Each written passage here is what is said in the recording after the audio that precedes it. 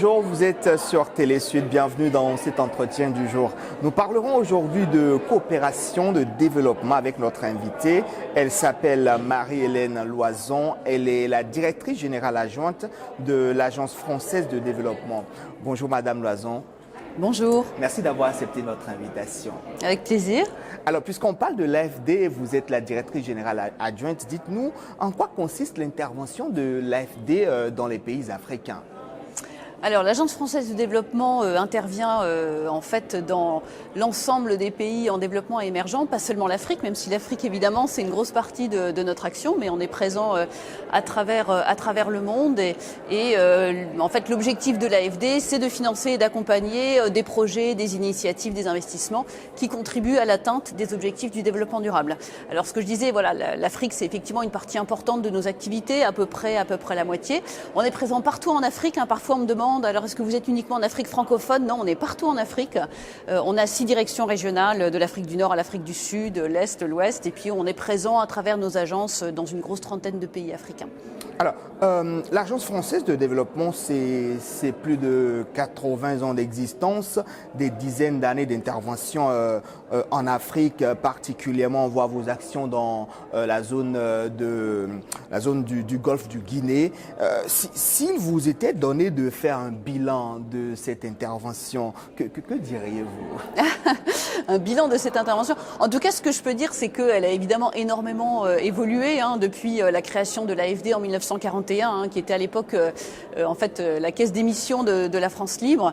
Et l'AFD a suivi un petit peu toute l'histoire de la relation entre la France et puis entre autres l'Afrique. Et aujourd'hui, on est fiers d'incarner tout ce qu'il y a de positif dans cette relation et la façon dont on travaille avec les pays africains désormais sur non seulement ce qu'on appelle encore la coopération, mais qui peut avoir une petite connotation peut-être un petit peu datée, mais surtout de partenariat en fait pour travailler sur des enjeux globaux qui sont des enjeux africains, mais aussi des enjeux d'autres pays, y compris des pays développés. Nous sommes partis de la terminologie aide aux pays moins développés à coopération. Aujourd'hui, on parle de partenariat. Dites-nous, qu'est-ce qui justifie l'évolution de ces concepts? Alors, c'est intéressant parce que, comme vous le savez, il y a eu pas mal de discussions récemment sur est-ce qu'il faudrait changer le nom de l'AFD. D'ailleurs, le débat n'est pas complètement clos, donc on verra dans les prochains mois. Mais en fait, ce qui a suscité tout ce débat, ça a été révélé lors du sommet de Montpellier, lorsque précisément des jeunes ont interpellé le président sur ces notions d'aide, voire sur ces notions de développement, parce que il y a le sentiment que l'aide en fait c'est daté, que ça implique une espèce de condescendance un petit peu sur des pays qu'on viendrait aider, à qui on viendrait apporter des solutions. Et aujourd'hui, clairement, on n'est plus du tout dans cette logique-là, puisque ce que je disais, on est en fait confrontés globalement à ces défis qui sont devenus des défis globaux, que ce soit le changement climatique, les inégalités, la démocratie, etc. D'où cette idée de partenariat pour travailler ensemble sur ces défis. Le fait de remettre en cause la notion de développement, c'est peut-être un petit peu un peu moins intuitif, dire tiens, pourquoi est-ce que cette notion de développement aujourd'hui est challengée et remise en cause? Pourtant, les ODD, c'est le référentiel international aujourd'hui, qui est d'ailleurs pas seulement un référentiel pour les pays du Sud, il a été adopté par l'ensemble des pays comme l'horizon pour tous les pays de la planète. Et pourtant, là aussi, on sent que développement, il y a cette idée peut-être d'une certaine progression et puis de dire pourquoi c'est certains pays qui aideraient les autres à se développer. Je pense que c'est surtout ça qui est remis en cause aujourd'hui, qu'on est bien dans cette logique de partenariat et de trajectoire et qu'on avance tous ensemble sur ce chemin. Vous avez parlé de remise en cause, et aujourd'hui ça se remarque sur le terrain. Cette voix qui monte de plus en plus, disant que les rapports ne sont pas quand même équitables. Vous, dans votre position, qu'est-ce que vous pensez de cette montée de ce que certains appellent une défiance? Quand on parle de rapports qui ne sont pas équitables, enfin, je pense que c'est aujourd'hui, on l'entend très fort. Et un aspect très important pour nous par rapport à ça, et d'ailleurs c'est pas nouveau, hein, notamment au sommet d'Addis Abeba et Busan, voilà, tout cet enjeu d'appropriation de l'aide, c'est vraiment de se dire, et quelque part, je dirais que c'est quelque chose contre lequel les bailleurs doivent lutter, de se dire, on n'est pas là pour dicter la politique de développement des pays avec lesquels on travaille, mais bien, et ça c'est un aspect très important dans la façon dont on structure notre intervention, de partir des stratégies de développement des pays, même si bien sûr on a des idées, on aimerait apporter des choses, et il y a des expertises et un savoir-faire qu'on aimerait apporter, mais l'idée c'est vraiment, partons des stratégies qui se construisent dans les pays, et à partir de là, apportons des ressources pour compléter les analyses, et puis pour concevoir à partir de là des projets qui vont répondre aux enjeux qui ont été identifiés par les pays.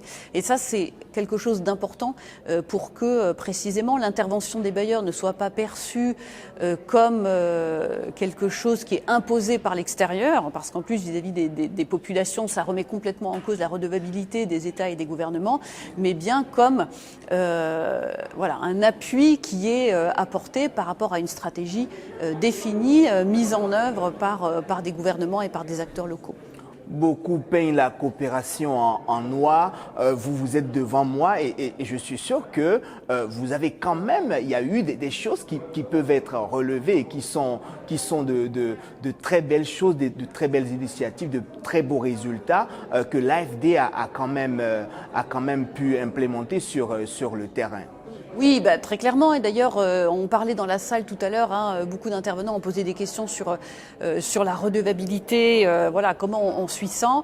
Et ça, c'est quelque chose auquel on est très attentif, de pouvoir montrer, au-delà effectivement de ce qu'on peut voir peut-être beaucoup à la télé, des crises, des problèmes, etc.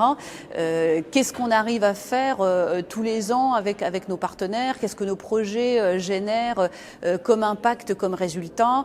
Et on le voit quand on regarde les rapports annuels de l'AFD, en matière de scolarisation des enfants, des filles, d'accès à l'eau, d'accès à l'énergie, de développement des énergies renouvelables. Il y a plein de choses, effectivement, plein de résultats très concrets auxquels on aboutit grâce à cette politique de coopération et de développement. De plus en plus, la société civile se montre, la société civile africaine veut se mettre quand même aux côtés des partenaires des pays africains, par exemple, pour booster le développement. Quel est selon vous le rôle de cette société civile aujourd'hui qui se veut quand même, ou qui exprime l'envie de pouvoir contribuer à loisir au développement de l'Afrique? En fait, je pense qu'il y a plusieurs choses. Il y a, la société civile contribue à des projets de développement et à l'atteinte des objectifs du développement durable, et on en a parlé tout à l'heure. Après, il y a aussi un autre aspect qui est très important, c'est tout ce qui concerne finalement le respect des droits et finalement la construction de la démocratie. Et là encore, ce que je disais tout à l'heure, on voit bien que c'est un défi pour tous les pays aujourd'hui, on voit bien tout ce qui la menace et que ça reste un combat permanent. Et c'est pourquoi on est en train de réfléchir aussi dans notre stratégie à avoir un troisième pilier un peu transversal. Historiquement, on avait toutes les questions bien sûr de changement climatique et d'environnement qui était un pilier transversal, c'est-à-dire quelque chose qu'on souhaite inclure dans l'ensemble de nos projets. Un deuxième pilier transversal, c'était tout ce qui était lien social, inégalité, égalité femmes-hommes, etc. Et aujourd'hui, il nous semble qu'un troisième pilier transversal extrêmement important qu'on a besoin d'intégrer dans l'ensemble de nos projets, c'est un peu ce qui rejoint l'ODD 16, c'est-à-dire comment on peut contribuer à construire des institutions efficaces, redevables, transparentes et à encourager la participation citoyenne. Et là, très clairement, c'est quelque chose pour lequel la société civile va jouer un rôle extrêmement important et sur lequel on va souhaiter s'appuyer pour faire en sorte que les citoyens soient présents, participent à la construction des stratégies nationales et puissent être cette corde de rappel rappel sur le respect et la défense des droits.